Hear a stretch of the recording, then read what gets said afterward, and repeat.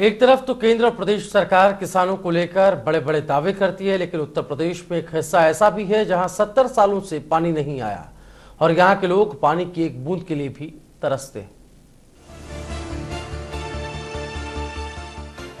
उत्तर प्रदेश के उन्नाव का मोरावा धरती का वो हिस्सा है जहां पिछले 70 सालों से बादल से ज्यादा आंखें बरसी हैं।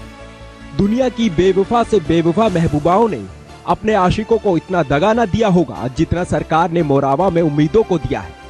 पानी की आस में लोग एक बूंद के लिए तरसते हैं। यहाँ 70 सालों से पानी नहीं आया। वहीं क्षेत्र का पानी खारा होने के कारण फसल अच्छी नहीं हो पाती। ऐसे में ग्रामीणों की पूरी उम्मीद इस नहर पर टिकी हुई थी, लेकिन ये नहर भी शायद उन्हें दगा दे गई या फिर भ्रष्टाचार की भेंट चढ़ गई। आधुनिक सभ्यता के आसमानी टीलों पर बसे हुए मानवता के ईश्वर देखे कि 21वीं सदी के 70वें वर्ष की ढलान पर इस प्यास को और यहाँ जिंदा बचा रहना मानो एक चमत्कार ही जैसा हो। पूर्वा के मोरावा में एक रजबाहा नाम की नहर है जिसकी खुदाई वर्ष 1945 में हुई थी। तब से लेकर आज तक इस नहर में सिर्फ 2 बार ही पानी आया है, और वो भी जब एक बार सोनिया गांधी का काफिला गलती से उस मार्ग पर चला गया, जिसके बाद गांव वालों की मांग पर पानी छोड़ा गया, और दूसरी बार जब भाजपा के नेता हृदय नारायण दीक्षित जी नहर के भीतर धरने पर बैठे थे तब इस नहर में पानी आया था। लेकिन उसके बाद आज तक इस नहर में पानी की एक बूंद तक नजर नहीं आई। मोरावा का बच्चा बच्चा बेशरम सियासत के अनवर्त अन्याय के विरुद्ध जिंदा रहने की कठोर सजा का जीता जागता उदाहरण है। आप मानेंगे नहीं, लेकिन नजरों को फेरिए मत, पल के झुकाइए मत, बस देखते जाइए। मोरावा में जिंदगी की वीरांगी को हमारी टीम ने जब मौके पर मौजूद ग्रामीणों से बात की तो उनका दर्द आंखों से छलक कर बाहर निकल आया। एक समस्या यह है कि ये नहर में 40 साल हो गया है, अब बूंद पानी नहीं है। हर साल साफ सफाई होती है, सब कुछ होता है, लेकिन पानी क्यों नहीं आता है? जानवर भूखे प्यासे मरते हैं, हम लोग खेती सींचते हैं, क्यों नहीं पानी आता है? बस ये हमारा कहने का मतलब है साहब, और कुछ नहीं कहते। विधायक कहाँ है? पानी आएगा, पानी आएगा, आज तक पानी नहीं आया, आज तक पानी नहीं आया। इस इलाके में हर चेहरे की एक ही कहानी है, कहानी भूख की, कहानी प्यास की, कहानी गरीबी की।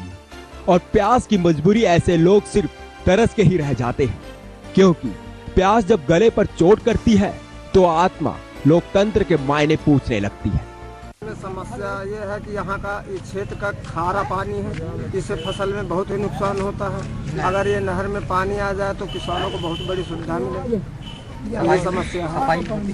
सफाई तो होती है, क्या सत्ता पक्ष के मौजूदा विधायक उदयराज यादव से बात की गई तो उन्होंने भी पूरा ठीकरा बसपा सरकार पर फोड़ते हुए कहा कि साल 2012 में मेरे द्वारा प्रयास किए गए थे, लेकिन बसपा सरकार के सच्चाई मंत्री ने ही विकास के काम में बाधा डालने का काम किया था। के बारे में बड़ा प्रयास किया गया, और इतना बड़ा प्रयास किया गया जब हमारी उत्तर प्रदेश में पिछली बार सरकार थी, माननीय नेताजी उत्तर प्रदेश के मुख्यमंत्री थे।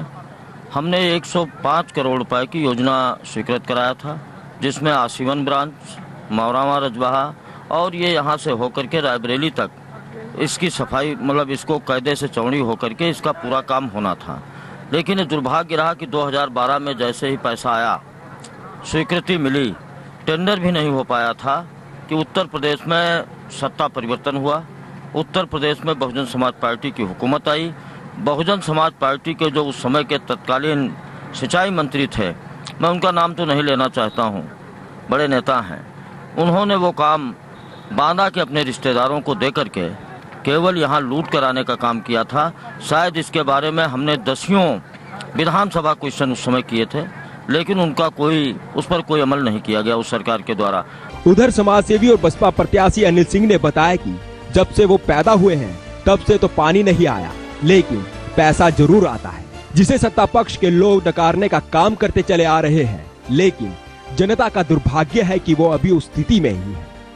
मैं ये बोलूंगा कि मैं जितना बड़ा हूँ, 40 साल का तो नहीं बता पाऊंगा, ये तो पूछने पे पता चलता है, लेकिन जब मैं इस पूरी धरती में आया हूँ, इस पूर्वा विधानसभा की, तब से तो मैंने आज तक नहीं देखा। मैं 36 साल का हो गया हूँ, उस नहर में पानी कभी नहीं देखा कि वहाँ आया है। तो ये दुर्भाग्य है कि हमारे यहाँ किसान बेहाल है, उसकी चिंता कोई नहीं करता है। सब लोग सिर्फ अपने लिए सोचते हैं और अपना आगे बढ़ने के लिए काम करते रहते हैं। ऐसे में सवाल ये उठता है कि यूपी के मुखिया जहां एक और बड़े बड़े वादे करते हैं, तो दूसरी ओर उन्हीं के मातहतों द्वारा उनके ही धन का दुरुपयोग कर उनकी छवि को धूमिल करने का काम किया जा रहा है। बहरहाल अब देखना यह होगा कि यहाँ की बदहाल दशा कब तक सुधरती है। JK 24/7 न्यूज के लिए आशीष पराशर की रिपोर्ट।